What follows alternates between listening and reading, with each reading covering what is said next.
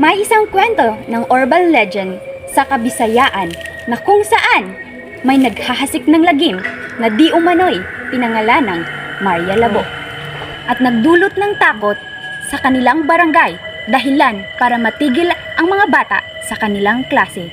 Alamin natin sa kwentong ito kung sino nga ba si Maria Labo. Ako si Ruby Chan at sabay-sabay nating alamin ang kwento ni Maria Labo. Nagising po kami, nagkumising na po yung asawa ko. Tapos may nakita po kami, parang tao talaga siya na pumapasok sa may bintana namin. Isa din po sa usap-usapan sa baryo namin na may kumakalat po talaga na aswang na nagmamangtas daw po. Yun po yung tinatawag nila na si Maria Labo daw. Na isa din, may nabiktima na din siyang tao sa baryo na ito.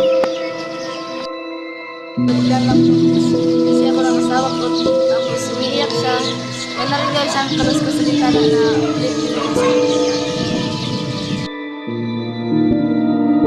si Maria ay isa lamang simpleng may bahay. Wala siyang asawa, dalawang anak. Ang dahil sa kahirapan, hinintay siyang pumunta ng ibang bansa. At doon, nila kuha ang sopa ng pagiging aswang. Pagbalik niya, ang iba na siya sa dating Maria.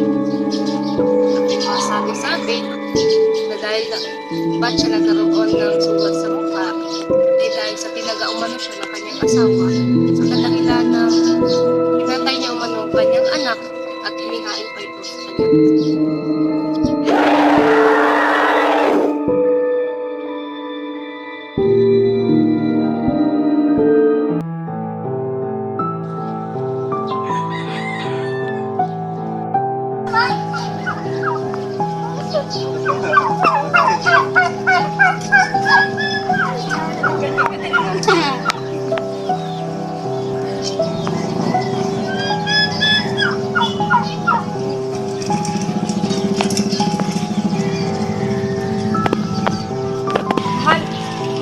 Paano kung magtrabaho na lang kaya ako? Trabaho? Saan? Sa ibang bansa? Sa ibang bansa? Paano naman dito? Pwede ka naman siguro makapaghanap ng trabaho dito eh. Mas malaki yung sahod sa ibang bansa eh. Mas gusto mo pa doon na mas maganda dito eh. Makikita mo pa yung pamilya natin. Buo pa. Ayoko din naman, kaso yung mga anak natin din mo. Malaki na sila. Malaki na pinagastos natin sa bahay. Bagay. Kung yan talaga ang gusto mo, payagan na lang kita. Suportahan na lang kita. Basta, mag-ingat ka doon ha. Oo, maraming salamat.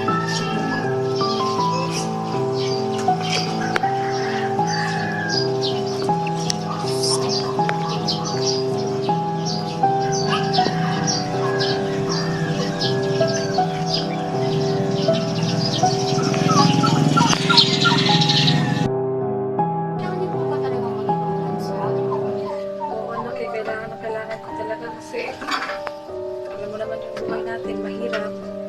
Paano po kami ni Kuya? Sino po magluluto sa amin ng pagkain tuwing umaga? Tsaka sino po mag-aalit sa amin sa klase? Hindi naman si Papa mo eh, tutulungan kayo na. Pero nanay, mamimiss ka po namin. Hindi naman ako magtatagal doon eh, babalik din ako mga anak. Kayo mag-alala. Pero mas maganda pa rin po na nandito kayo, nanay. Para din naman sa kinabukasan nito mga anak eh, kaya itindihin niyo naman ako. Kuya, bigilin mo si nanay, aalis na siya. Okay lang yan, dito pa naman si tatay.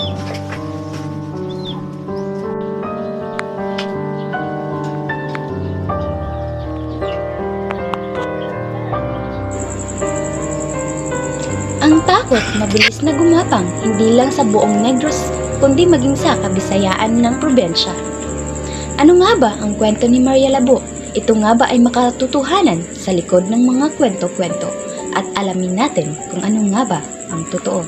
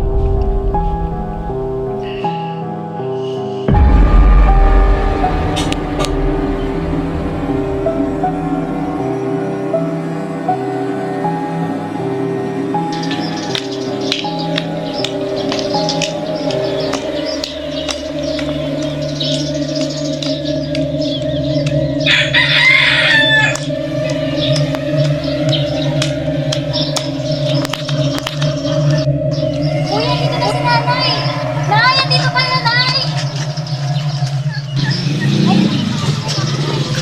Ay, okay ka lang po? Nay, andito po, andito po si tatay sa bahay, sa loob.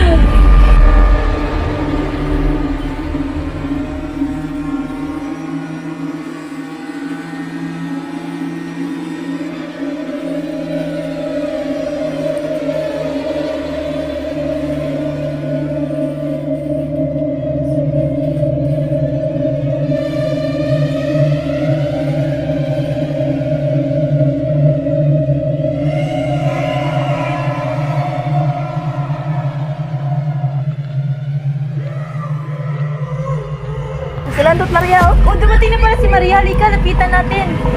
Oo. Basta. Maria, kailan ka lang dumating? Aray ko.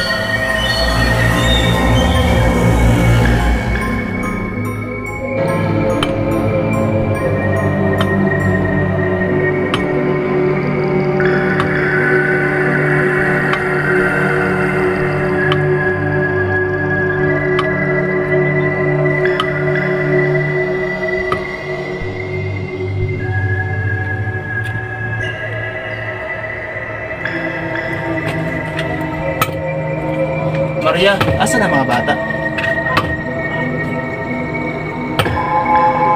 Maria, asan ang mga bata? Mahal, kumain ka na dyan kasi nagpinanda ako para sa'yo.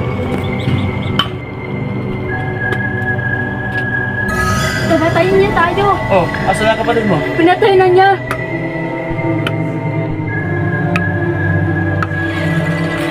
Maria! Sa bawat kwento ng urban legend, makikita at mapapansin natin na buhay pa din ang bawat kwento nito. Kaya sa bawat kwento ng urban legend, makikita natin ang kaalaman kung ano ba ang katotohanan at sa hindi.